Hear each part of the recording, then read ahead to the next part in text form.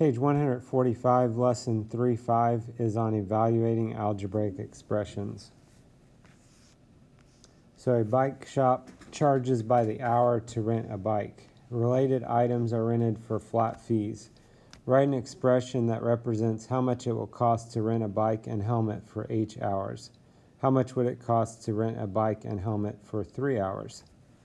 So one of the things mentioned in this problem is a flat fee. A flat fee is a one-time charge where you're paying the same amount regardless of how long you rent something for.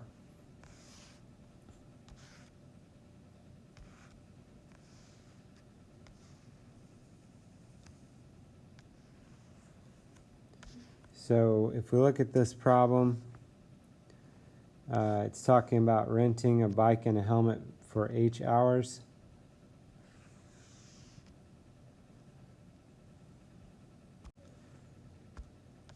So you can see on the picture on the sign that the bike costs $12.50 per hour. So for the bike costs, it's going to be $12.50 times however many hours. So if they're saying for H hours, we could say $12.50 times H. And then we are also going to rent a helmet. The helmet, if you'll notice, there's nothing behind it. It just says $5.25. So that's what they're talking about with the flat fee. It's just $5.25 regardless of how long we're renting the bike for. So this would be our expression for renting a bike and helmet for 8 hours.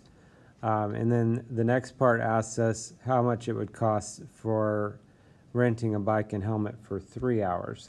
So what we're going to do, we're going to take our expression and in place of the H, we're going to put a 3. So we're going to say $12.50 times 3 hours plus $5.25. So this would be then, using order of operations, we can multiply $12.50 times 3.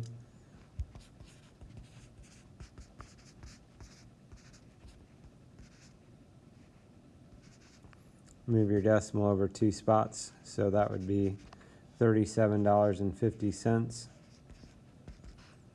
plus the $5.25 .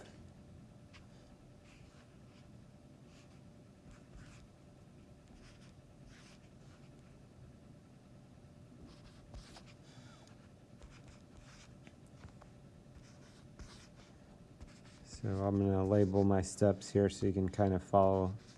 Somebody could follow along on what I did.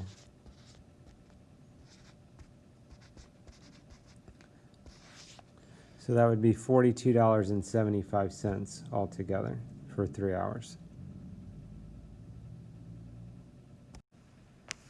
Example 1, Eric collects miniature cars. He has one large case that has 20 cars. He also has 3 same-size smaller cases filled with cars. So if we have N represent the number of cars in each smaller case,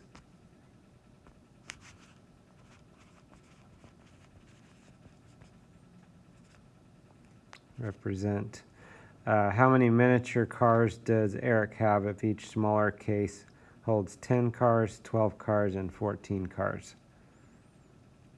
So first of all, if we have a large case with 20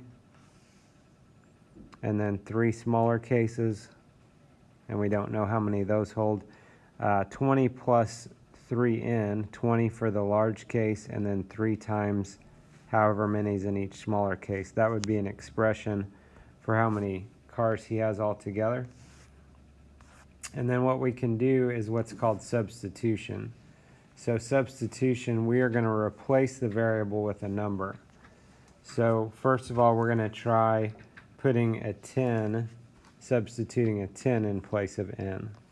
So if there was, if we could fit 10 cars in one of the smaller cases, we'll put a 10 in place of n. Order of operations, we know we multiply before we add. So 3 times 10 is 30, and then 20 plus 30 was 50. So if each of the smaller cases hold 10 cars, then he would have 50 cars altogether. And we do the same process for 12 and for 14. So substitute a 12 in, same idea. So if it was 12 in each of the smaller cases, that would be 56. And then 14, if you work that out, that would be 62 cars altogether. And then after they did that, they just took all of those numbers and they summarized them in a table. So they just put all the numbers in a table. So it's all in one place. So if we look at the try it, evaluate the expression 50 minus t when t equals 10, 20, or 25, then complete the table to show the values. So we're just substituting into the equation. It says when t equals 10, 20, or 25. So we're going to put substitute a 10 in first.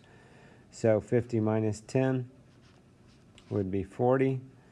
We put a 20 in. 50 minus 20 would be 30.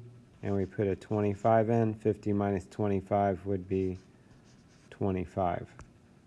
Any of those you need to work off to the side, feel free to do that. And then we're just going to substitute or fill those numbers into the table, 40, 30, and 25. And this they didn't have to make, but they did set the table up for us already.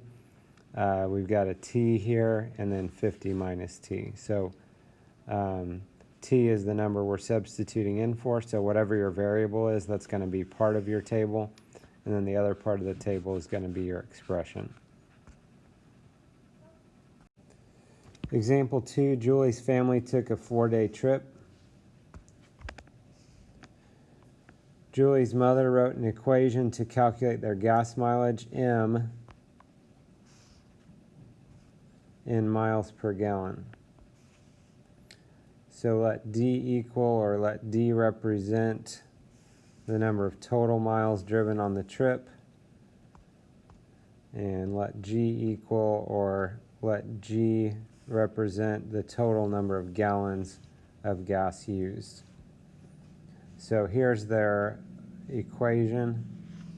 M equals D divided by G. In other words, their gas mileage is equal to the miles they drove divided by how many gallons they use.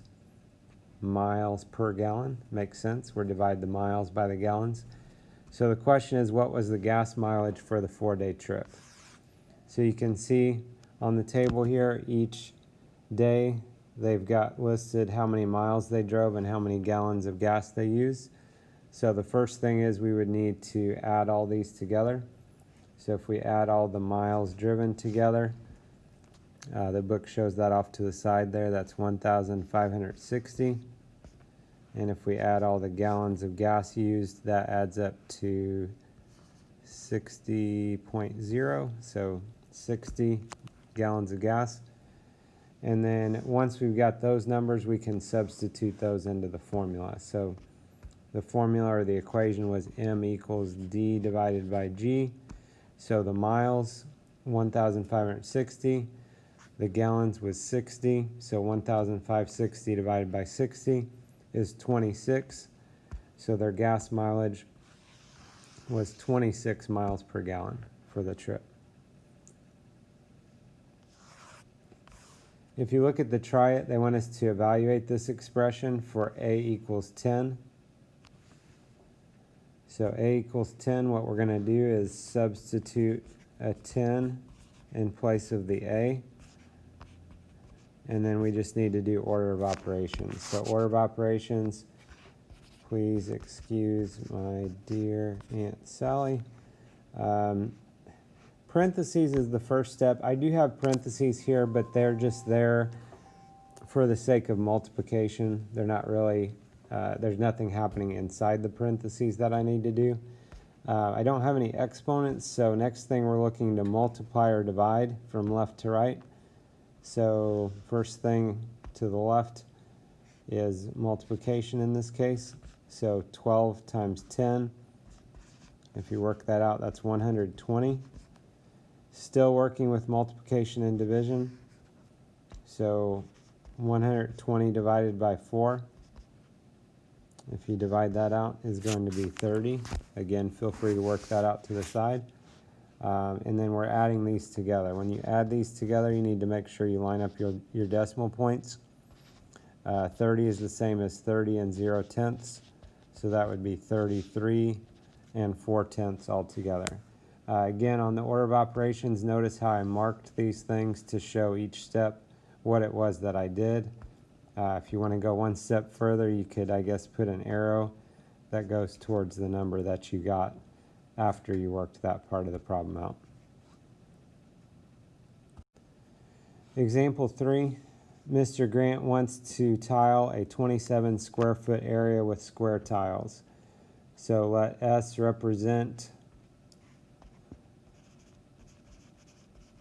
the side length in feet of a square tile, and use the expression 27 divided by S squared to find the number of tiles Mr. Grant needs to buy. So if you look at the picture over here, you can see the side length is 1/3 of a foot. So we're substituting that in for S. I would say we probably would actually start with this. And notice that's to the second power. 1/3 to the second power, 1/3 squared. And then that is going to mean that we're going to do 1/3 times 1/3. We do exponents before division, so that's where the book's doing this. 1/3 times 1/3 is 1/9. So we've got 27 divided by 1/9. Remember, for dividing is keep, change, reciprocal. So 27 we can put as 27 over 1. We keep that, we change to multiplication, and then the reciprocal of 1/9 is 9 over 1. You multiply, you'll get 243 over 1, which is the same as 243. And that means he would need to buy 243 tiles for this area.